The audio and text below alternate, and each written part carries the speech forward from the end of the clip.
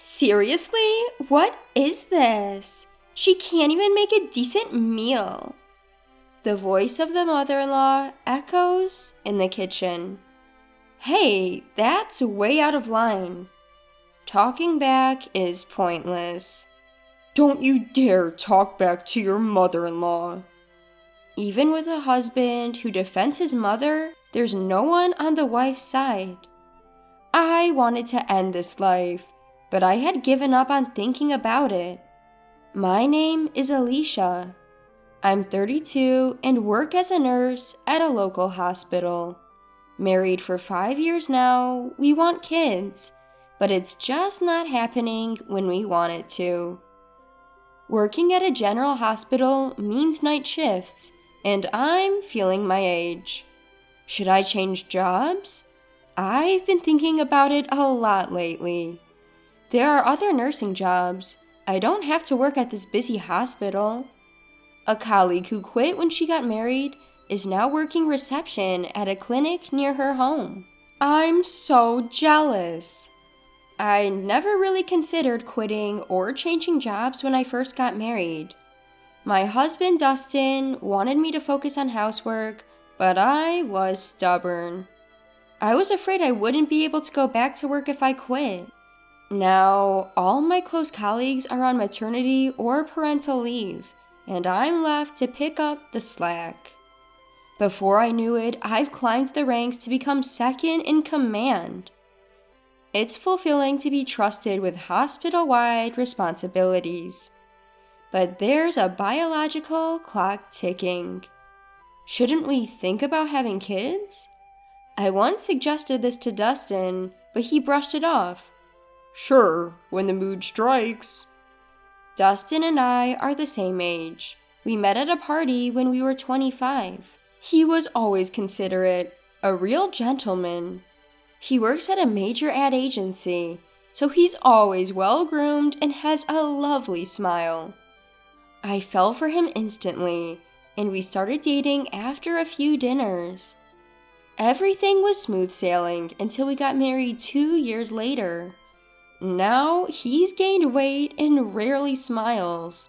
We both have our flaws, but are we really a couple if we're just sharing a bed? We hardly have time for meaningful conversations. The only way out of this rut is to have a child. That's what I've been secretly thinking. Recently, another issue has come up. Mother-in-law moved in, and we never even agreed to it.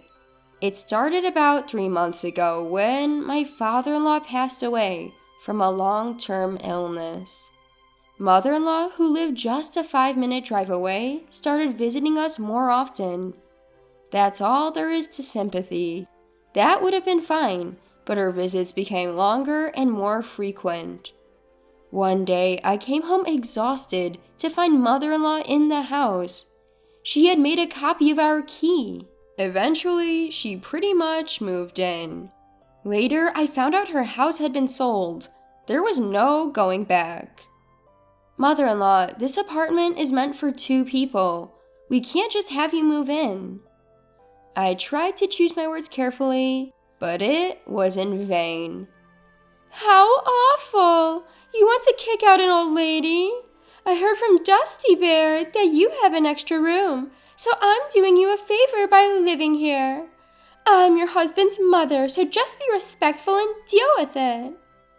She talks down to me like this. We've never had a good relationship to begin with. Living together has only deepened the mother-in-law and daughter-in-law conflict. And Dusty Bear, really? It feels weird to have a nickname for a man in his 30s.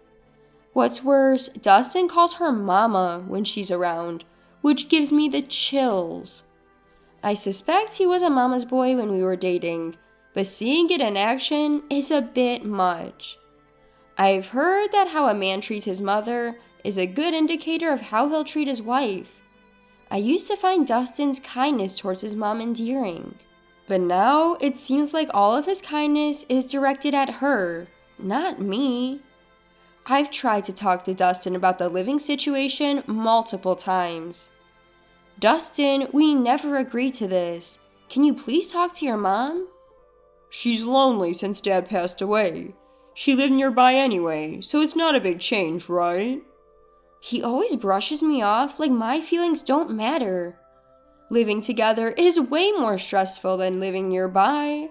I'd even be okay if she rented the apartment next door, but sharing a 2-bedroom is unbearable. I wish we could move to a place where we don't have to see each other all the time. Both Dustin and I have full-time jobs, so it's not like we're strapped for cash. We just haven't found the time to move. Hey, why don't we look at some new places on our next day off? Let's move somewhere bigger. You're the one who said we should save for when we have kids, remember? Stop changing your mind. Besides, I'm fine with this living arrangement. Aren't you benefiting from Mom helping out around the house? You're fine because she's your mom. I wanted to scream, but what's the point? In the end, we've gotten nowhere, whether it's about moving out or living together. Today, I came home from work to more demands from mother-in-law. There's a Halloween tea party at Glenda's house next Tuesday. Can you prepare some treats? Next week, my shifts won't allow me to go shopping. Could you buy the ingredients yourself? I declined as I looked at my work schedule for the week. She has both the time and money, so why make such a request? Mother-in-law smirked and said, "Store-bought treats would be embarrassing. Homemade is the way to go. That way we won't have duplicates." Oh, you mean the ingredients. What are you planning to make? My schedule won't allow me to go shopping.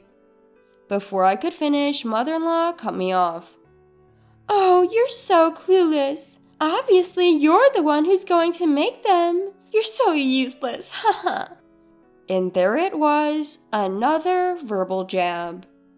I can't do it. I don't even have time to go shopping, let alone bake treats. Please do it yourself.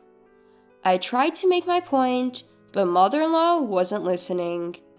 It's obvious who's more suited for this task between a full-time nurse and a retiree with plenty of time and energy. Still, mother-in-law persisted. Pumpkin cupcakes are easy. Just make the packaging Halloween themed. If you cut into your sleep, you'll have time. Forget and you'll regret it. Ha ha ha. She left me with those ominous words and retreated to one of the 2 bedrooms.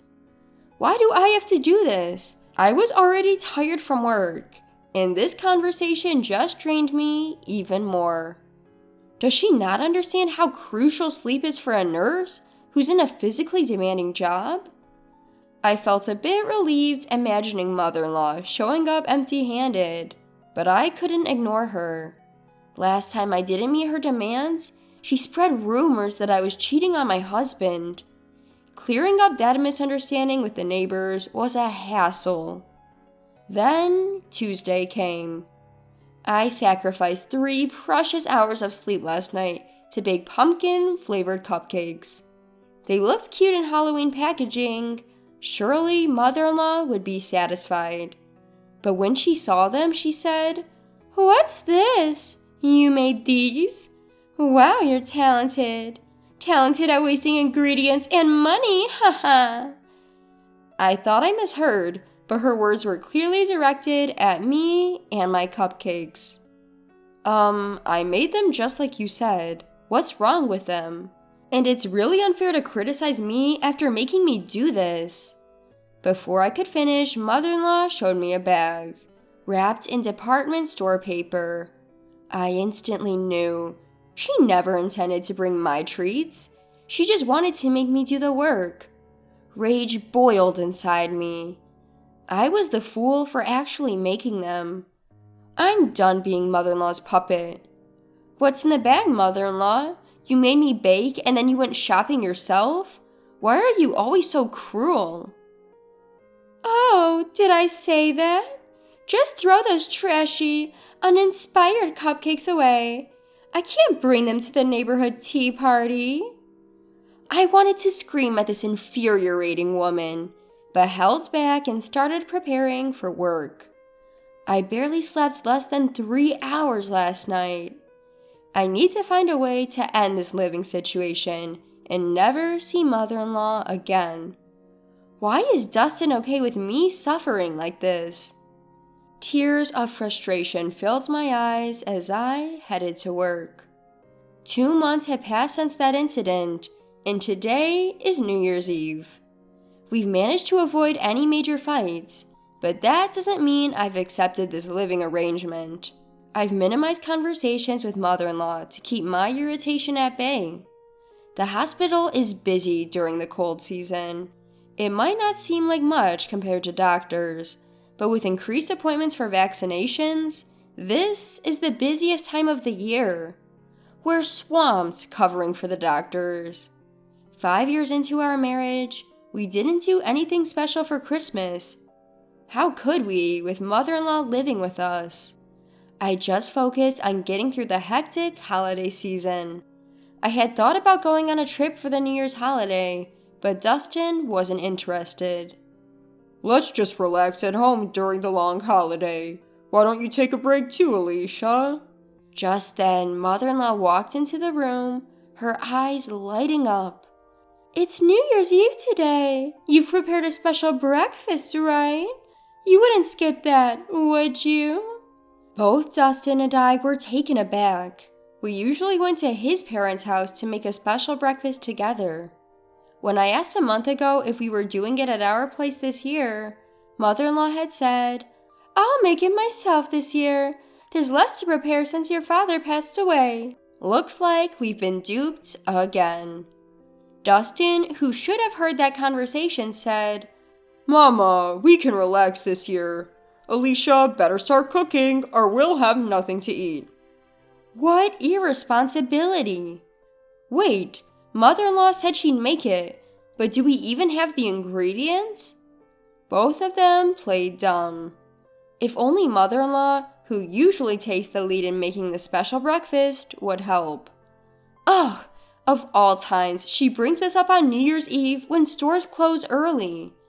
I rushed to 3 different supermarkets. Even 24-hour stores were running low on supplies because of last-minute shoppers.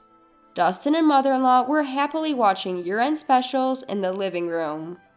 While I was cooking, Dustin asked, What about seafood dishes? I checked the time. New Year's was just an hour away. With pots on the stove filled with meat and beans, takeout was the only option. Sorry, I'm swamped. Can you go get some takeout seafood? Dustin, who had no intention of going out, left reluctantly. I wouldn't be surprised if he didn't bring back anything for me. And why does he want seafood this year? We never focused on it before.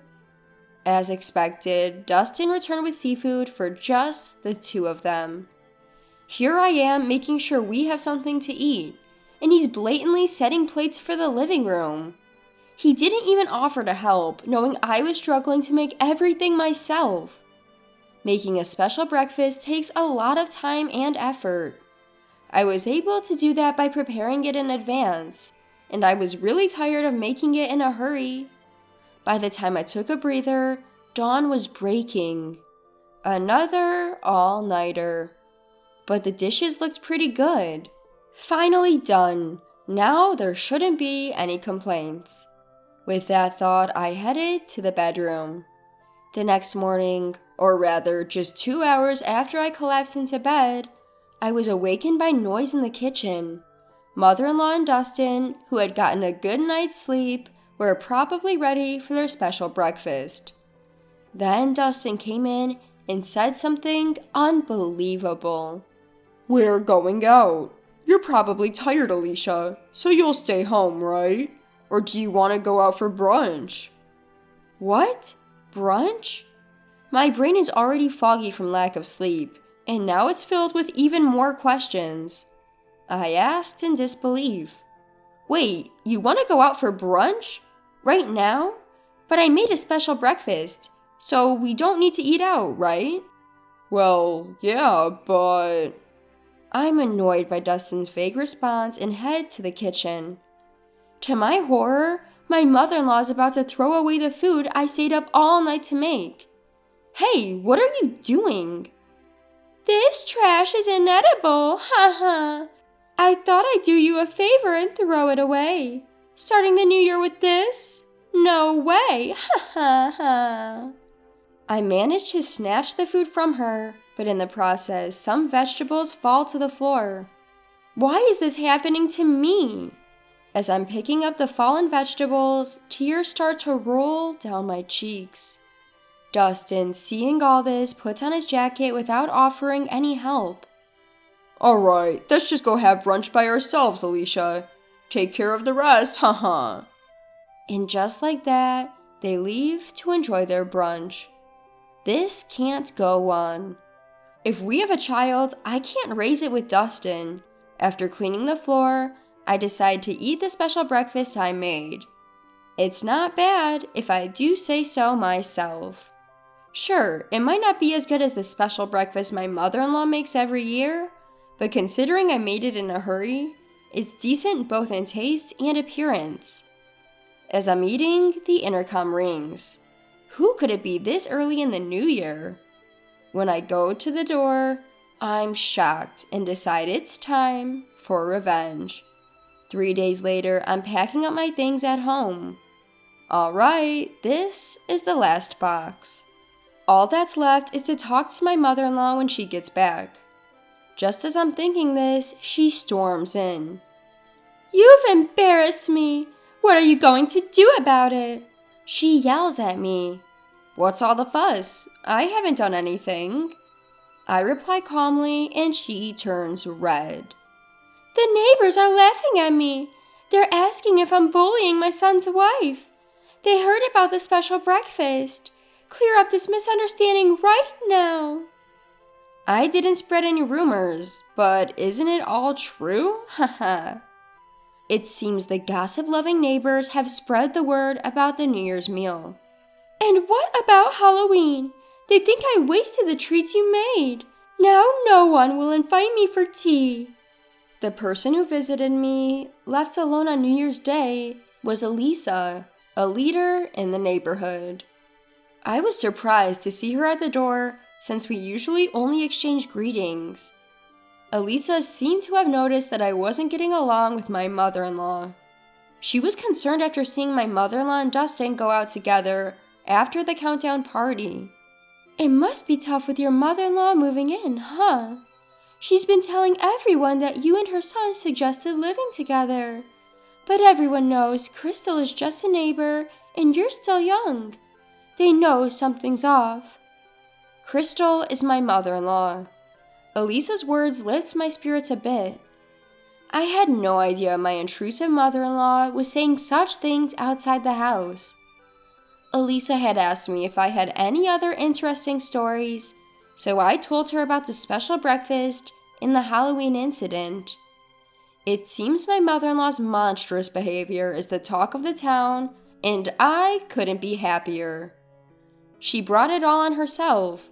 If she keeps complaining, worse things will happen to her, haha. What do you mean worse? I've lived in this neighborhood for years. You won't be able to walk outside if you cross me. My mother-in-law retorts, mimicking my tone. Then, suddenly, the home phone rings. I answer it and quickly hand it over to her. Her face turns pale. What? The neighbors are watching a live stream of this room right now? What's going on? I show her my mobile phone, which is on the TV stand. I had been live streaming her bullying tactics, using a method Elisa taught me. What is this? She tries to snatch the phone from me, but I explain that the footage is already live streamed. About 20 people are watching since it's a holiday. Realizing that breaking the phone won't help, she falls to her knees and begs me to stop the stream. I was wrong. I've done terrible things. Please stop the stream. We won't be able to live here if people see this. Ignoring her tearful pleas, I respond. The one who won't be able to live here is you, not me. I'm staying. She's furious, but seems to realize that she can't walk outside anymore now that her bullying has been exposed. Her face turns blue as she begs for help.